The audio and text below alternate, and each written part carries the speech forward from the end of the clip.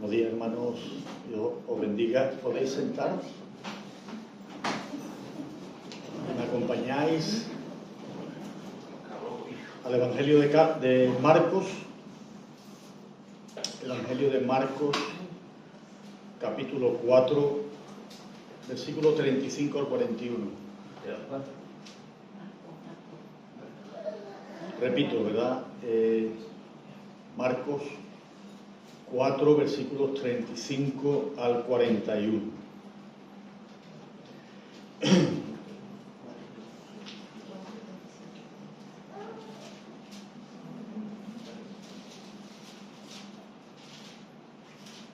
Y dice así el texto. Aquel día, cuando llegó la noche, les dijo: pasemos al otro lado. Y despidiendo a la multitud, le tomaron como estaba en la barca, y había también con él otras barcas. Pero se levantó una gran tempestad de viento y echaba las olas en la barca de tal manera que ya se anegaba. Y él estaba en la popa durmiendo sobre un cabezal, y le despertaron y le dijeron: Maestro, ¿no tienes cuidado que perecemos? Y levantándose reprendió al viento y dijo al mar: calla, enmudece. Y cesó el viento y se hizo gran calma, gran bonanza. Y les dijo: ¿por qué estáis así amedrentados? ¿Cómo no tenéis fe? Entonces temieron con gran temor y se decían el uno al otro: ¿quién es este que aún el viento y el mar le obedecen? Amén. Bueno, es un texto que compartí con los hermanos la semana pasada, hoy lo he ampliado un poco, con más profundidad. Y yo titulaba, aunque aquí está titulado Jesús calma la tempestad, creo que hay cosas fundamentales, importantes, que debemos de extraer, sometidas al contexto mismo del relato. Y yo lo titulaba de la teoría a la práctica, de la teoría a la práctica.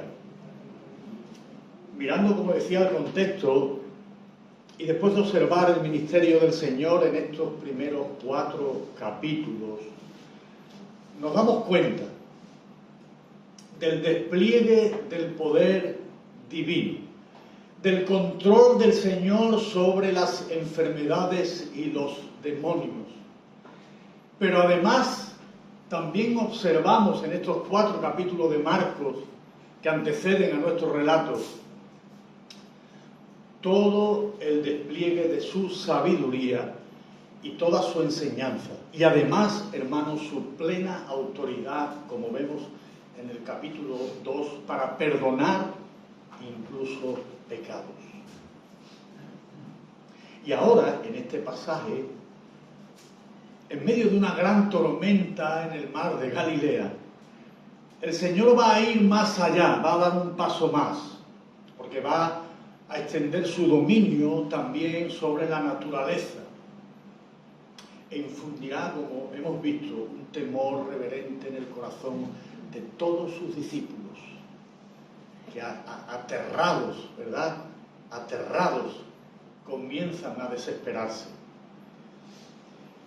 Y claro, llegado el momento, hermanos y hermanas, de aplicar la teoría aprendida, porque yo creo que eso es lo que a donde el Señor los lleva. El Señor le ha estado enseñando a sus discípulos, el Señor ha estado haciendo el despliegue de todo su poder, ha estado enseñando en plenitud, y además, como dice aquí al final del capítulo anterior, bueno, el texto anterior al nuestro, versículos 33 y 34, con muchas parábolas como esta les hablaba la palabra, conforme a lo que podían oír, y sin parábolas no les hablaba, aunque a sus discípulos en particular les declaraba todo. El Señor comienza a enseñar en parábolas una vez que a él lo acusan de echar demonios en nombre de Belcebú. El Señor es acusado, hay una tremenda blasfemia sobre él, y él comienza a enseñar en parábolas. Y la parábola tiene un efecto doble, que tendríamos que ampliarlo en otra predicación, en una enseñanza, pero tiene un efecto doble. Y es que para aquellos que cierran su corazón a la enseñanza, aquellos que no quieren recibir, la parábola es algo misterioso que no entienden. Pero aquellos que abren su corazón al Señor, la parábola es una historia de la realidad que trae conocimiento, enseñanza del Señor. Y eso es plenamente importante.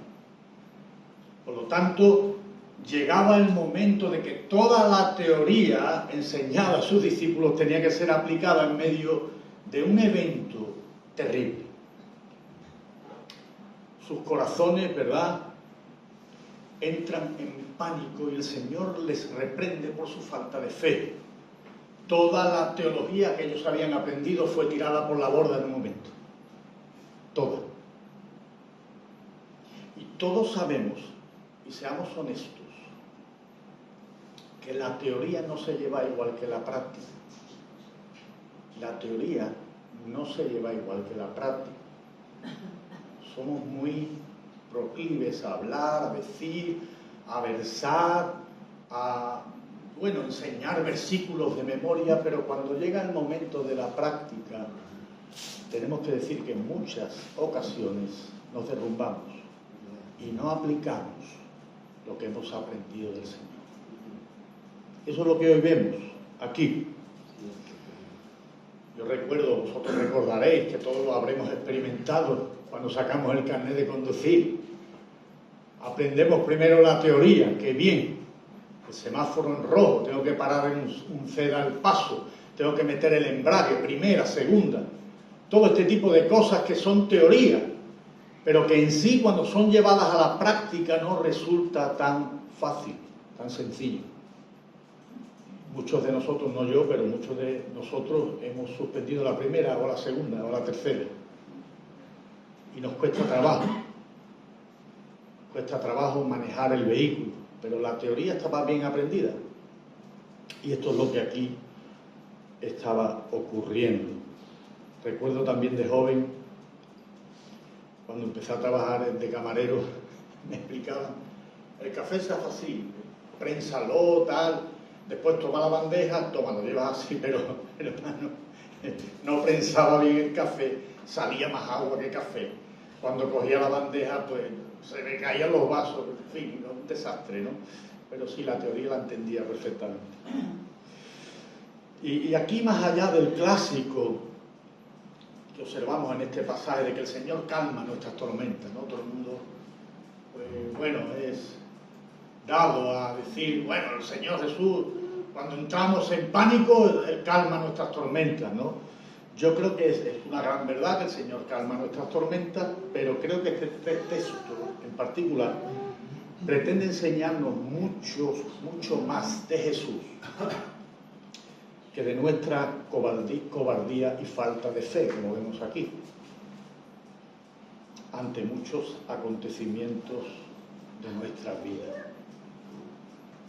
El foco aquí está puesto no tanto en nosotros, sino más en Jesús.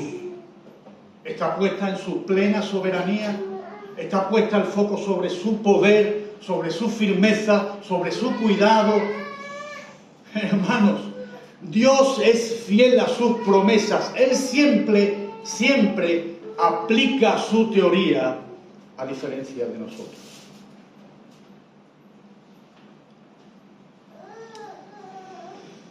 Y como ya decía, una vez aplicada esta serie de parábolas a sus discípulos, donde a la vez explicaba la palabra como os he leído, parece ser que el Señor los va a llevar a una travesía de unos 21 kilómetros desde el norte de Capernaum hasta la tierra de Gadara, donde se encontrará, si veis al final de nuestro texto, se encontrará con un famoso endemoniado gadareno.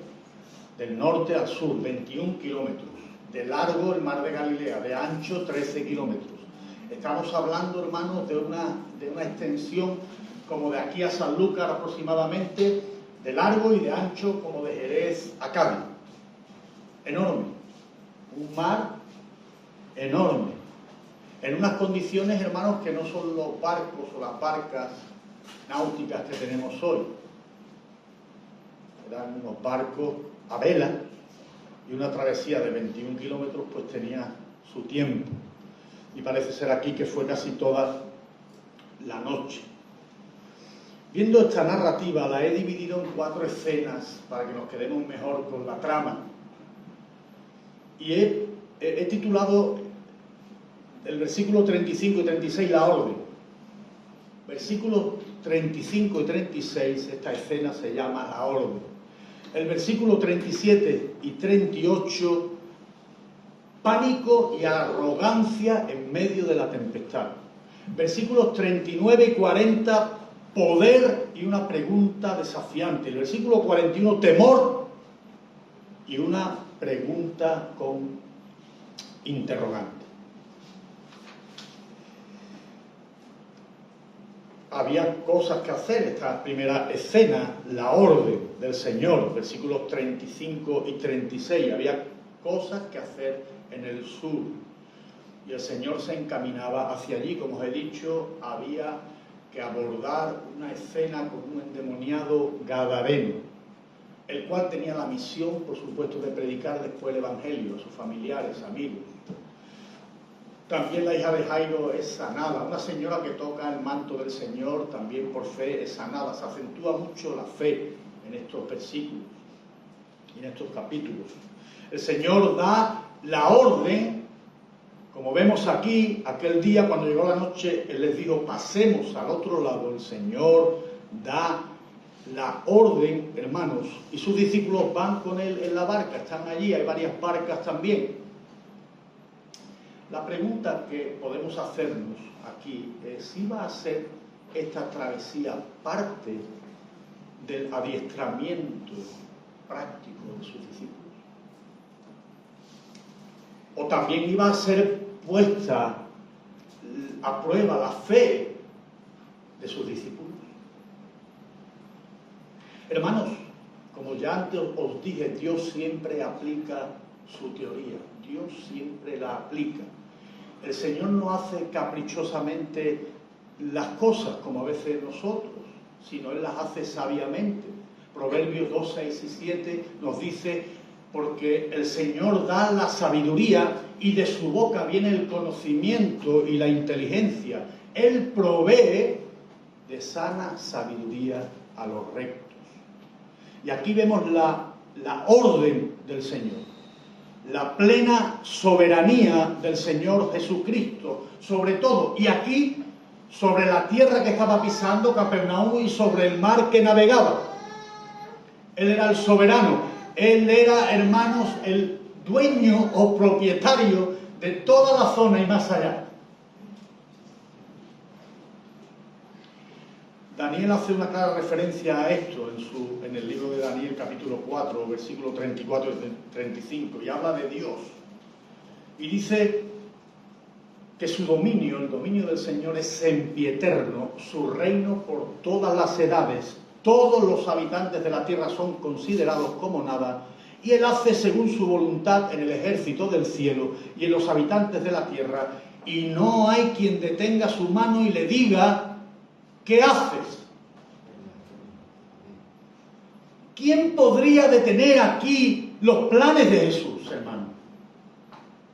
¿Quién puede detener a Dios en sus planes? ¿Los hombres? ¿Algún evento, algún acontecimiento, algún cataclismo, algún terremoto, algún tsunami, alguna guerra? Nada, hermanos, puede detener los planes del Señor. Dios va a cumplir lo que Él ha establecido siempre. Y nada ni nadie podrá detenerlo. Algún motivo, alguna causa había para que el Señor, como dije antes, ¿no? ¿Qué iba a ser puesto a prueba? ¿Su fe, la fe de ellos? ¿Qué iba a ocurrir en esta travesía? El Señor tenía un propósito con esto, hermanos. Y claro está que la tormenta ya se avecinaba. La barca donde iban, como os dije, no son como las nuestras, ¿verdad? Frágiles, porque vemos aquí que ya se estaba negando, versículo 37. se levantó una gran tempestad de viento y echaba las olas en la barca de tal manera que ya se anegaba. Y claro, cuando los discípulos comienzan a ver eso, ya les entró el pánico, ¿no? ¿Eso qué es? Y para más Sinri dice que el Señor estaba durmiendo allí en la popa en el cabezal, ¿no? Dios mío. Y entramos en esa segunda escena, los versículos 7 y 8. Pánico y arrogancia, podemos decir también incredulidad en medio de la tempestad. Pánico y arrogancia, lo que vamos a ver ahora. El Señor, como dije, los había introducido en medio de la tormenta. Fue Él, soberanamente. Porque Él sabía lo que iba a pasar o no. Él lo sabía. Y Él los introduce en esta tormenta. Y no sabemos el propósito, quizás lo descubramos hoy, qué quería mostrarles a sus discípulos o qué quería enseñarles. Bueno, lo que podemos observar aquí es el anticipo de los versículos 39 y 40. Esto es lo que produce la falta de fe, pánico, descontrol. Había más tormenta dentro del corazón de los discípulos que en el exterior. Qué vorágine se había formado allí de momento, qué descontrol, ¿no? Es el anticipo de esos versículos 39 y 40, ¿no? Que el Señor les reprende por su falta de fe. Y ellos van ahí en medio del pánico, en medio de esa tempestad en el corazón, con arrogancia al Señor y le dicen: Maestro, ¿no tienes cuidado? Que perecemos.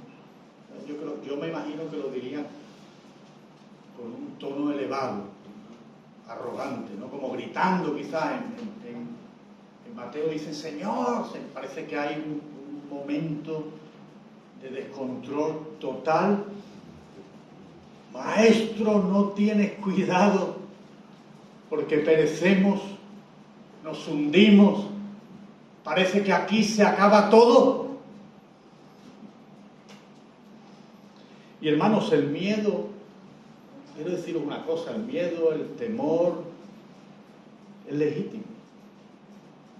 Y es bueno, porque en muchas ocasiones nos protege, ¿no? Imagínate que no tengas miedo al fuego y veas una hoguera encendida y te tires ahí, ¿no? ¿Sabes lo que va a ocurrir, ¿no? El temor es legítimo. El Señor también parece que en Getsemaní, antes de entregar su vida, dice que sudó gotas de sangre. Algo se apoderó de Él como humano, sabiendo a dónde tenía que ir y lo que tenía que sufrir. Es legítimo, pero la reacción no siempre es buena. El temor es legítimo, pero la reacción no siempre es buena, porque en muchas ocasiones nos lleva, en este caso nos lleva a la arrogancia, y ellos arremetieron aquí de una manera brutal contra el Señor.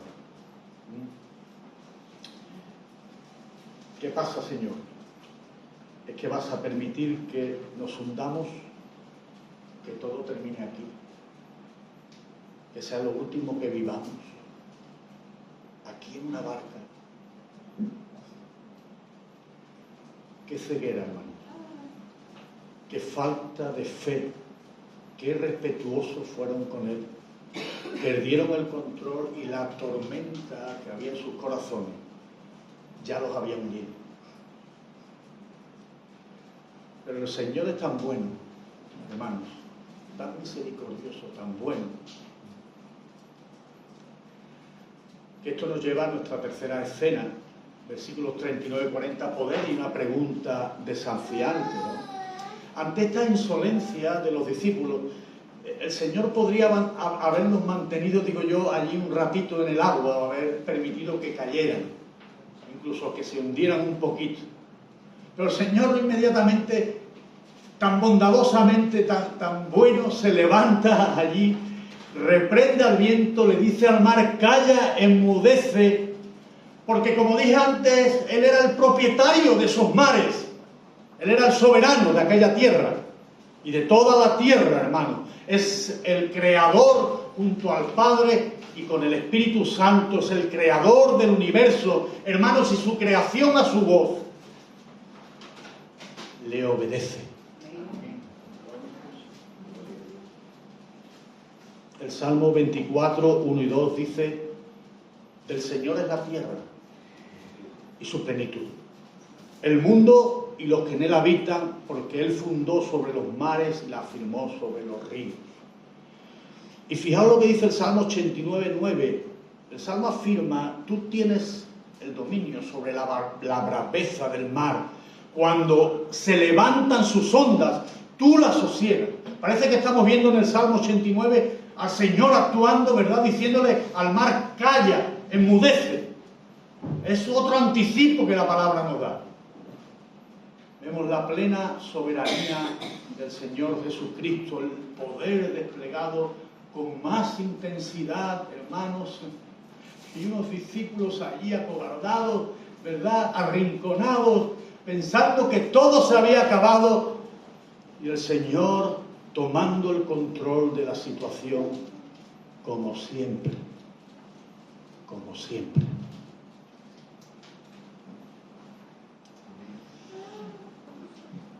La pregunta que surge es: ¿se durmió él confiado en que sus discípulos aplicarían la teoría aprendida? ¿Se durmió él pensando eso, que sus discípulos ya estaban preparados para aplicar la teoría que habían aprendido de él? ¿Pensaba el Señor que sus discípulos tomarían el control de la situación? Yo creo que no lo pensaba. Es más, él sabía, como os dije antes, lo que iba a ocurrir. Sus discípulos estaban en un proceso de aprendizaje. Ellos no habían madurado en su fe. Y aquí quizás, hermanos, si es lo que muestra el propio Señor, la habían perdido por completo la fe. La incredulidad también los había agarrado del cuello y los había arrinconado sobre la pared.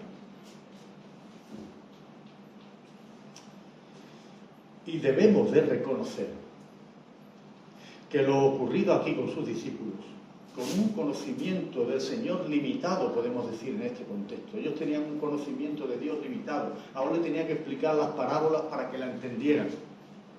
Pero aquí, como ocurrió con ellos, también ocurre con nosotros en nuestras vidas. Y quizás con una teología más extensa, más amplia, más forjada que ellos. Quizás un conocimiento mayor que de Jesús que ellos. Tenemos que reconocer, hermanos, que en muchas ocasiones perdemos la fe. Y la tormenta se adueña de nuestros corazones y el pánico, hermanos, como dije, nos agarra del cuello y nos arrincona contra la pared. Tenemos que reconocerlo. Decía el Señor, el hermano, orando, que el Señor, y sin Él no podemos hacer nada, ¿no? Recordando a Juan 15, 5. Sin Él, nuestra vida prácticamente carece de sentido. Si mañana se va una persona que no ha creído en el Señor, o si se ahoga, o si... no tiene ningún sentido. Lo vivido está y ya está. Pero para las personas que tienen fe, para los que han confiado en Jesús, en sus promesas, hermanos, nuestra mirada va más allá. Nuestra vida está llena de esperanza completamente, hermanos. Y sabemos que aún mañana perdamos la vida, un día nos encontraremos cara a cara con Él. Tenemos que reconocer que perdemos en muchas ocasiones la fe y que también actuamos de manera insolente, arrogante, irrespetuosa, incluso haciéndole preguntas a Dios del por qué. ¿Por qué? ¿Por qué esto ahora? ¿Por qué a él o por qué a ella o por qué a mí, Señor? ¿Por qué ahora, en este momento, en este tiempo? Y esta pregunta del Señor nos desafía una vez más, porque Él también nos pregunta ¿Por qué estáis así? La respuesta a nuestras preguntas es también una respuesta del Señor. Una pregunta, perdón, del Señor. ¿Por qué estáis así amedrantados? ¿Cómo no tenéis fe? Hermanos, nuestra fe siempre será puesta a prueba, y así la Escritura lo enseña. Pedro, nuestra fe será probada. La fe de los apóstoles, la fe de los creyentes siempre estará puesta a prueba, y esto nos enseña que podemos caer, hermanos, que no aplicamos bien nuestra teoría, que la teoría nuestra no va acompañada de nuestra práctica. Todo esto nos enseña a eso, sobre todo que dependemos, como decía antes, dependemos exclusivamente de Él, y sin Él nada, como decía, nada en nuestras vidas tiene ningún sentido. Nada. Y como enseña el texto, que aún acudiendo en muchísimas ocasiones de manera insolente e irrespetuosa, el Señor, como un buen padre, bueno y sabio, siempre responde y ha respondido a nuestras quejas. Siempre. Pero no en la manera en que tú o yo deseamos, sino conforme siempre a su sabia voluntad. Siempre responde, pero no a lo que nosotros queremos, sino a lo que Él ve conveniente, a lo que Él cree que es importante para nuestras vidas.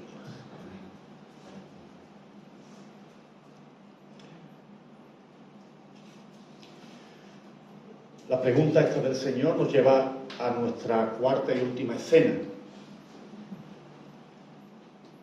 Entonces temieron, ¿no?, cuando el Señor les dice esta pregunta: ¿por qué os amedrentáis? ¿Por qué estáis así? ¿Por qué no tenéis fe? Y ellos temieron, dice, con gran temor, y se decían uno al otro: ¿quién es este? Que aún el viento y el mar le obedecen. Hermanos, este acto portentoso del Señor de parar en el acto la tempestad, de traer la calma inmediata, fue lo que produjo ese temor, ese gran, como dice aquí en griego, ese mega temor, ese gran temor. Y esta palabra, temor, tiene relación con la palabra del Antiguo Testamento, yirá, o la que se utiliza en Proverbios: el principio de la sabiduría es el temor del Señor, que no significa miedo o terror, sino que esta palabra de temor significa respeto, asombro, conocimiento y sumisión. Todo esto se produjo en el corazón de sus discípulos. Y a la pregunta de quién es este que aún el mar y el viento le obedecen, este, hermanos y hermanas, es el Dios que siempre lleva su teoría y sus decretos a la práctica. Siempre. Cosa que ni tú ni yo hacemos. Pero Él sí. Él sí. Y si esta tormenta, hermanos, produjo eso, y si esta tormenta fue terrible, la mayor tormenta que se avecina, y lo digo aquí públicamente, y lo decimos también por los medios de internet, la mayor tormenta que se avecina para esta humanidad es el propio juicio de Dios. Como dice Hebreos 9:27, y de la manera que está establecido por Dios para los hombres que mueran una sola vez, y que después de esto vendrá el juicio. Llegará un día, hermanos, como dice Romanos 2:16, en que Dios juzgará por Jesucristo los secretos pecados de los hombres conforme al Evangelio. Esta es la peor tormenta por la que una persona va a tener que pasar.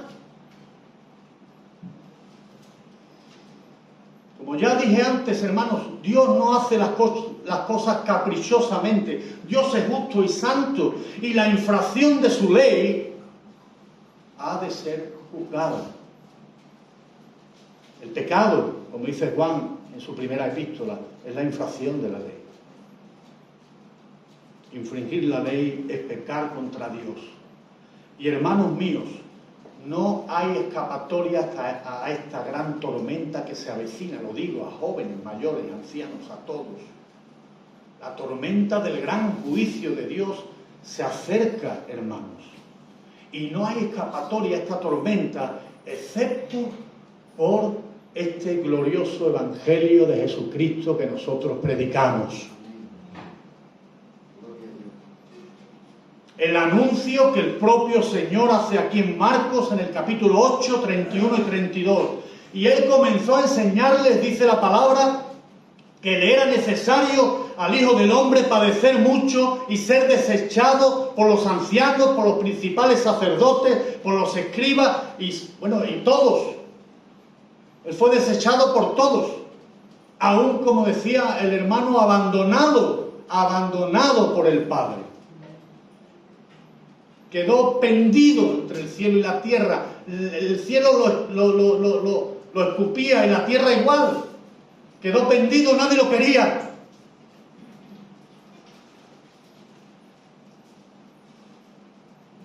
Comenzó a enseñarles esto, que era necesario ser muerto y resucitar después de 3 días, gloria a Dios. Gloria a Dios. Y esto le decía, dice claramente la palabra. Pero hay algo más. La mayor tormenta por la que tuvo que pasar el Señor Jesucristo estaba por llegar. Si la tormenta que se avecina sobre la humanidad es terrible, la mayor tormenta por la que Él tuvo que pasar estaba por llegar. Allí en la cruz, desamparado por el Padre y por todos, hermanos.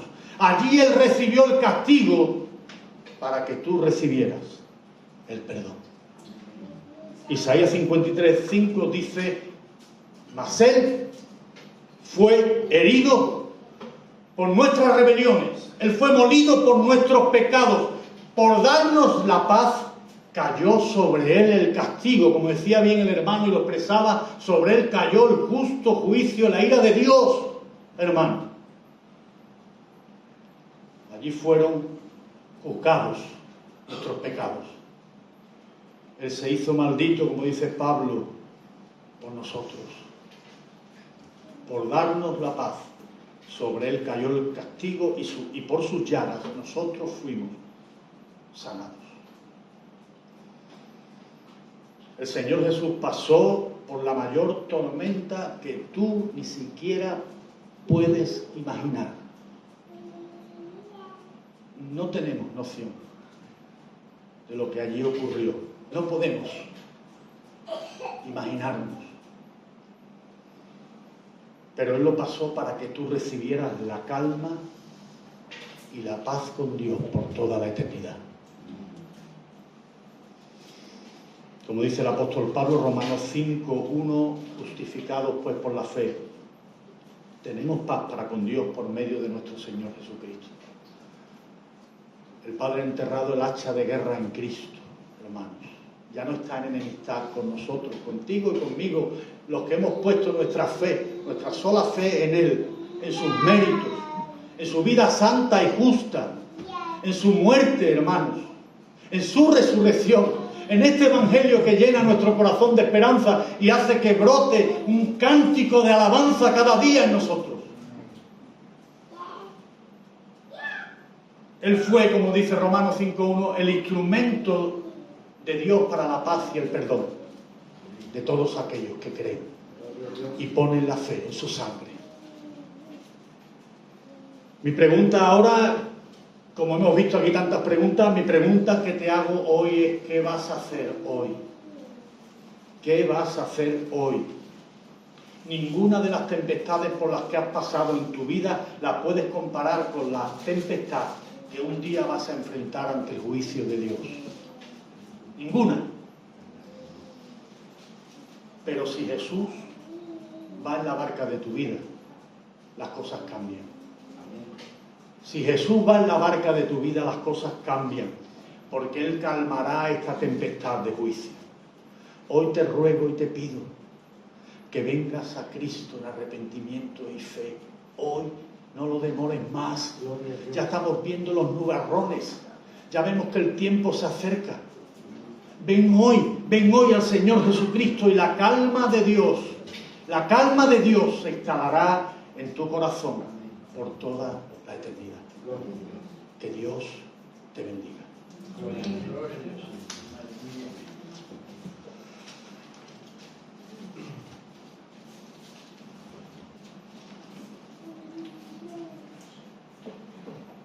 Gloria a Dios, nos ponemos de pie.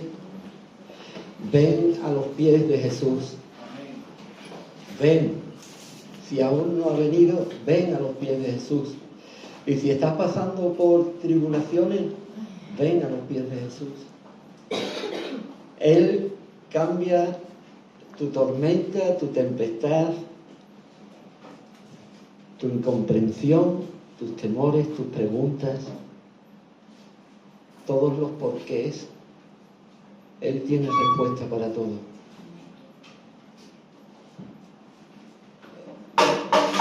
Le doy las gracias al Señor por esta palabra, por mi hermano Julio, cómo lo usa el Señor con esta palabra, porque este es el Evangelio.